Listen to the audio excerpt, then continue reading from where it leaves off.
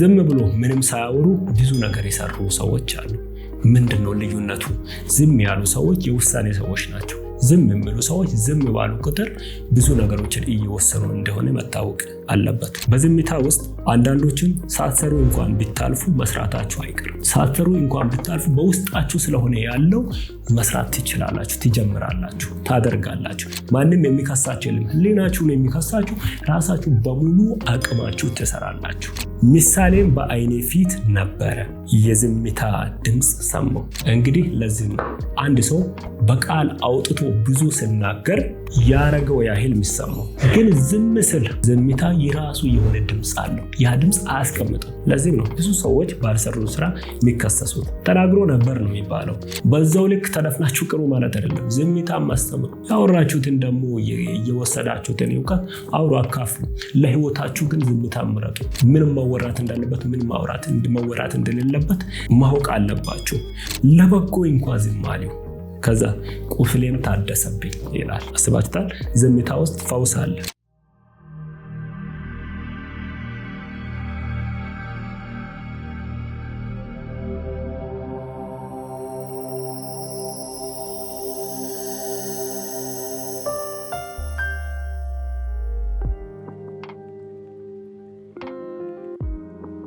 ሰላም የተወደዳችሁ ውድ የኪንግደም ሚዲያ ዩቲዩብ ቻናል ተከታታዮች እንደምን አላችሁ? ይህ በየሳምንቱ ወደ እናንተ የሚቀርብ ጎልደን ጆርኒ ፖድካስት ፕሮግራም ነው። ዛሬ ደግሞ በአንድ ርዕሰ ጉዳይ ከዚህ በፊት እንደምናወራው ሁሉ እናወራለን፣ እንወያይበታለን፣ እንዲሁም ደግሞ እንማማራለን።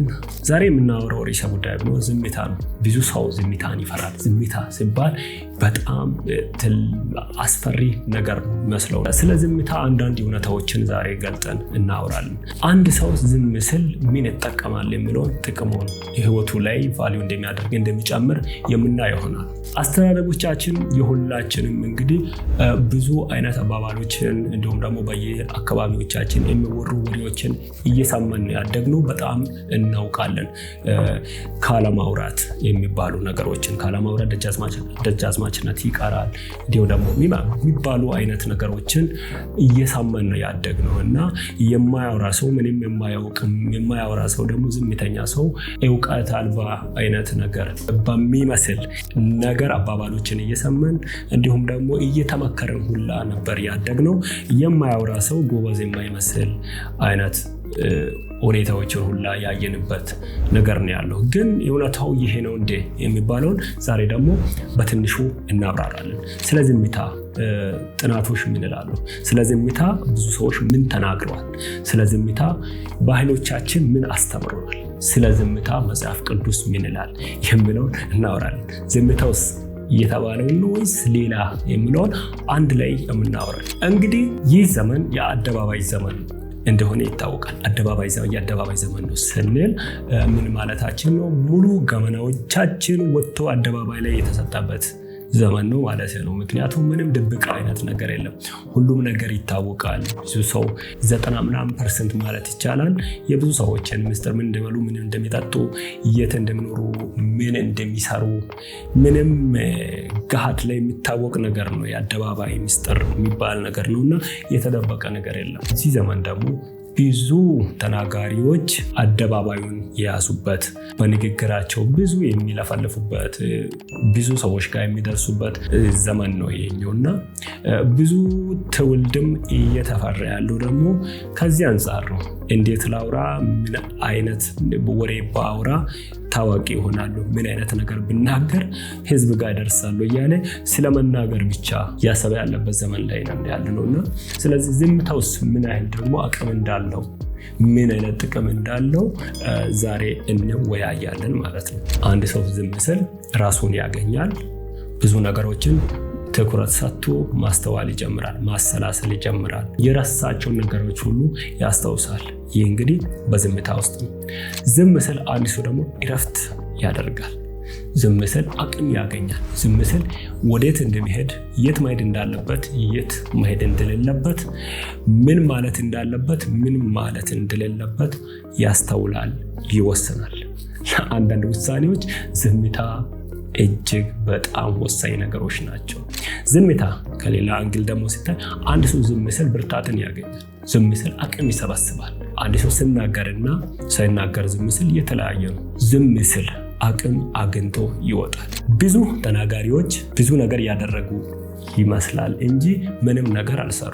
ብዙ ነገር አውርቶ ከመቶ 99 ነገር አውርተው ግን 10% ያልሰሩ ብዙ ተናጋሪዎች አሉ። ይህ በዓለም ታሪክ በጣም የሚታወቅ ነገር ነው። ግን ዝም ብሎ ምንም ሳያወሩ ብዙ ነገር የሰሩ ሰዎች አሉ። ምንድነው ልዩነቱ?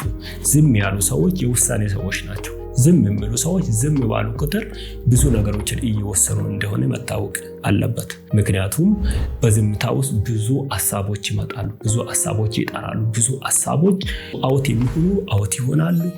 ይህ ሆኖ ደግሞ አቫይሌብል የሚሆኑ ሀሳቦች እዛ ዲሲሽን ያገኛሉ። ለዚህም ነው ዝምታ ውስጥ ውሳኔ አለ ያልነው።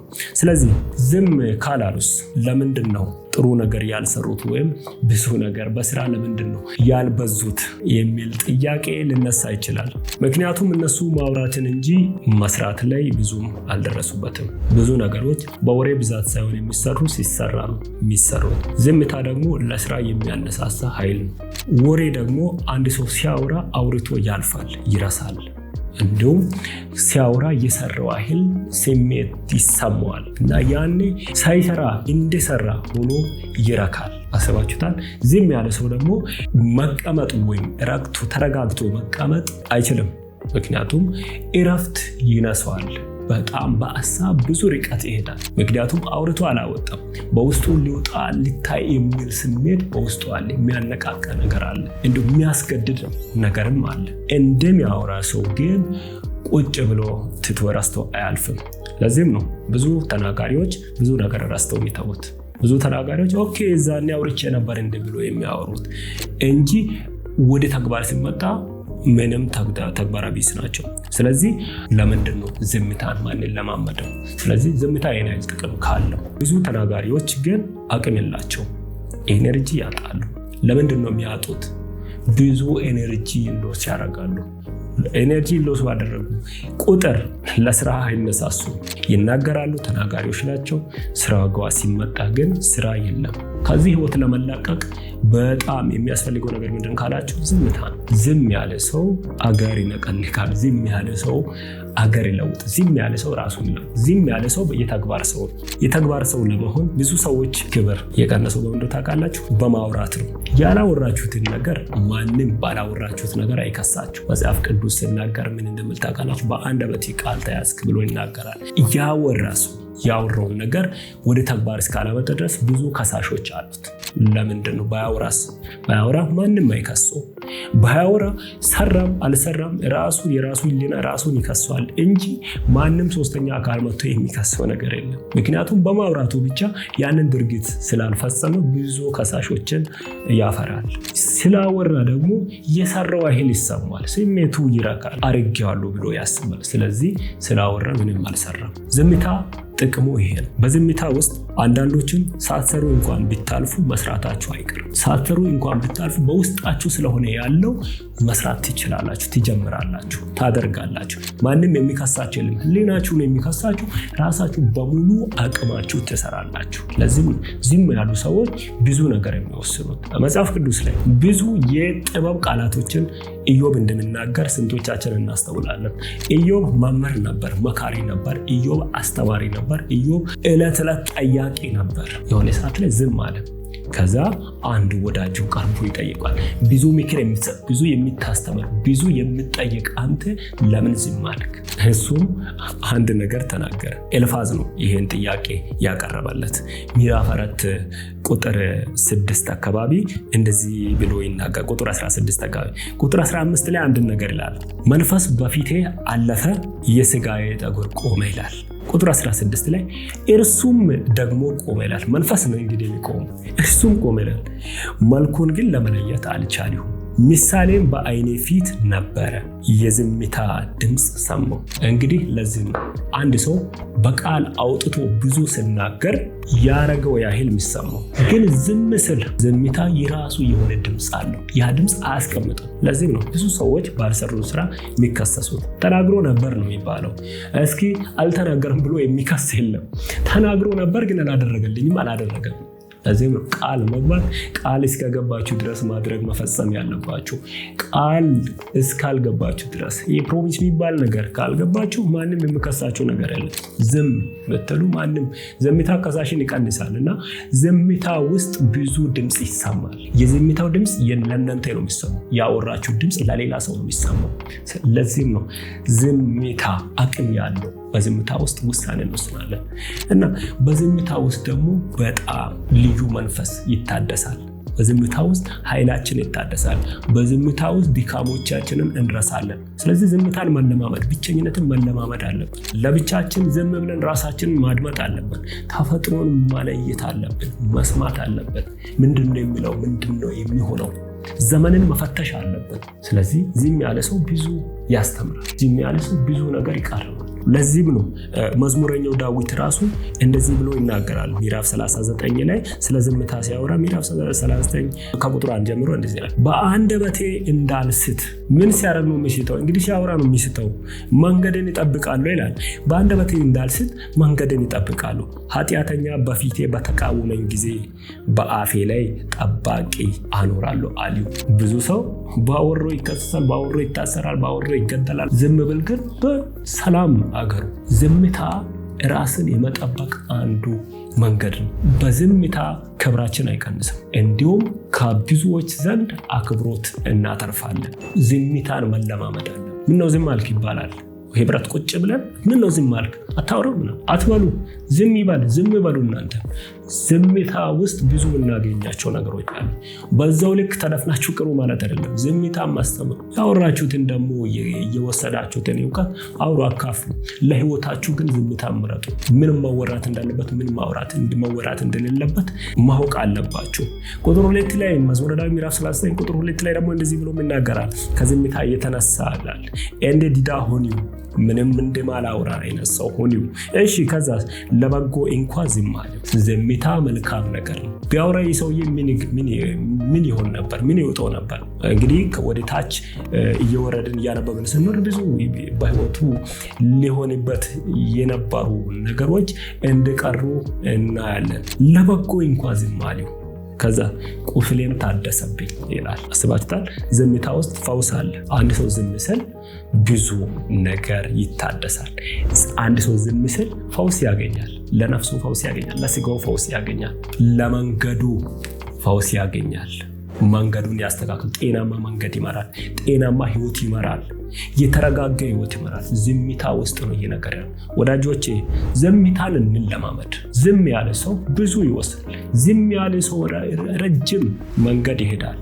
ዝም ያለ ሰው ህዝብን ያስተምራል፣ ለብዙ ህዝብ ይተርፋል። ዘንድሮ ዝምታ ነው የጠፋው። ስለዚህ በዚህ ውክቢያ በተሞላበት ዓለም ውስጥ ዝምታን የሚመርጥ ሰው በጣም ጥቂት ሰው ነው። ያ ሰውም እንቁ ነው። ስለዚህ እግዚአብሔር ማስተዋል የሰጠው ሰው ብዙ አያወራም፣ ዝም ይላል እንጂ ህይወታችሁን ዝም ብላችሁ ምሩ። እንደውም አንድ ሰሞት ነገር አለ። ዝም ብላችሁ ይደጉ የሚል፣ ዝም ብላችሁ ይደጉ፣ ዝም ብላችሁ ኢኮኖሚያችሁን አሳድጉ የሚል፣ ዝም ብላችሁ መንፈሳዊ ህይወታችሁን አሳድጉ፣ ዝም ብላችሁ ዕውቀታችሁን አሳድጉ። ነገ የምትፈለጉት እናንተ ናችሁ። ዛሬ ዝም ብላችሁ ካልቀረባችሁ፣ ዝም ብላችሁ ወደ ኋላ ሴቭ ካላደረጋችሁ አውርታችሁ ያለ ፍሬ ነው የምትቀሩት። ፍሬያማ የሚሆን ሰው በዝምታ ህይወቱን የመራ ሰው፣ በዝምታ ያነበበ፣ ዝም ብሎ ያነበበ፣ ዝም ብሎ ያጠና፣ ዝም ብሎ እየጸለየ፣ ዝምታን የተለማመደ። ኢየሱስ ክርስቶስ ለጸሎት ለምንድን ነው 4ኛውን የሌሊቱን ክፍለ ጊዜ የሚጠቀመው? ከ9 ሰዓት ጀምሮ ያለውን ክፍለ ጊዜ ለምንድን እንጠቀሙ? ከዛስ ምን አይነት ስፍራ ላይ ነው የሚጸልየው? ታላቅ ጸጥታ ባለበት ስፍራ ላይ ነው የሚጸልየው። ዝም ሲል የአባቱን ድምፅ ይሰማል። ከአባቱ ጋር ሲነጋገር የነበረው በዝምታ ውስጥ ነው። ወጀብ ሲነሳ ዝም በል ነው አይደል? ዝም በል ነው። ጩህ ቀጥለና ነው። ዝም በል አንተ ወጀብ፣ ዝም በል። ጸጥታ ባለበት ብዙ ድምፅ ይሰማል። ጸጥታ ባለበት ከአምላክ ጋር መገናኘት አለ። ስለዚህ ከጨዋታ ከሆይታ ባለፈ ዝምታን እንለማመድ። ዝም ባለን ቁጥር ቁስላችን ይፈወሳል። ዳዊት እንዳለው ኤልያስ 40 ቀን እና 40 ሌሊት ሸሽቶ የሄደው ሰውዬ ተመለስ ብሎት እግዚአብሔር አመጣ። ከዛ ምልክት ይፈልግ ነበር። ድንጋይ አለትን የሚሰነጣጥቅ አውሎ ነፋስ፣ እሳት የታጀበ ውክቢያ፣ እንዲሁም የመሬት መሰነጣጠቅ አለፈ። በዛ ሁኔታዎች ውስጥ የእግዚአብሔር ድምፅ አልነበረው። ከዛም ታላቅ ጸጥታ ሆነ ይላል። ጸጥ ሲል እግዚአብሔር ድምፅ ሰጠው። ተመልሰህ ሂድ አለው። እዛ እንትናን ቀባው፣ እዛ እንትናን ቀባው የሚል መልእክት ተቀበለ፣ ምሪት ተቀበለ። አንድ ሰው ምሪት የሚቀበለው በዝምታ ውስጥ ነው። ኢቨን ቤት ውስጥ ስፒከር ራሱ ድምፅ ካልተጨመረ መዝሙር መሰማት እንደማይችል ሁሉ ተደርጎ የተወሰደበት ዘመን ላይ ያለ ነው። እስከ ዝምታም እንለማመድ፣ ለራሳችን ጊዜ እንስጥ፣ ራሳችንን እናድምጥ፣ ውስጣችንን እንፈውስ፣ ዝምታችንን እንለማመድ። ዝምታ የሁሉ ጥቅም አለው። ጩኸት የሁሉ ጉዳት እንዳለው ሁሉ ዝምታ ምን ያህል ጥቅም አለው። ስለዚህ ብዙ ሰው ለምንድነው ያለ ምሪት የሚወጣው የሚገባው ከተባለ ለራሱ ዝም ብሎ የሚያሰላስልበት ጊዜ ስለሌለው። ዘመን ሩጫ ነው። ጠዋት ይወጣል፣ እስከ ማታ ይሮጣል። ከዛ ስለራሳችን ጊዜ አንሰጥም። ደክመን እንውላለን፣ ማታ ገብተን እንተኛለን። ከዛ በኋላ ጠዋት ደግሞ ድጋሚ ከእንቅልፋችን ተነስተን ወደ ስራችን እንገባለን። አስቡት፣ ህይወታችንን እንዴት ነው የምንመራው? በዝምታ ህይወታችንን ለመምራት የራሳችን የሆነ ክፍል ማዘጋጀት እንዲሁም የራሳችንን ሰርክል ማዘጋጀት አለብን። ስለዚህ ለዝምታ ጊዜ ስጡ። ዝምታ ውስጥ ትታደሳላችሁ።